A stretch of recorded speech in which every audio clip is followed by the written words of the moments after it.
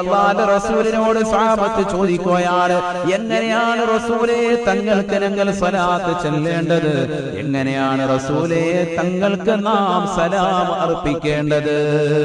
ഹബീബന റസൂലുള്ളാഹി സ്വല്ലല്ലാഹു അലൈഹി വസല്ലമ തങ്ങൾ പറയുകയാണ്, ഖൂലൂ നിങ്ങൾ പറയണേ, അല്ലാഹുമ്മ സ്വല്ലി അലാ സയ്യിദിനാ മുഹമ്മദിൻ വഅലാ ആലിഹി വസഹ്ബിഹി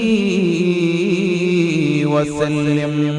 അല്ലാഹുവേ ഞങ്ങളുടെ നേതാവാകുന്ന മുഹമ്മദ് നബിയുടെ മേൽ സലാത്ത് സലാമുകൾ ചൊല്ലണേ, നീ അർപ്പിക്കണേ അല്ലാഹ്. നിന്റെ രക്ഷയും നിന്റെ ഗുണവും ആ മുത്തുനബിയുടെ മേൽ നീ സദാ വർഷിക്കണേ അല്ലാഹ്.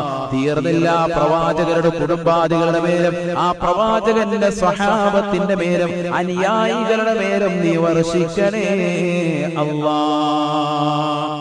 അങ്ങനെയാണ് നിങ്ങൾ സലാത്ത് സലാം അർപ്പിക്കേണ്ടത്.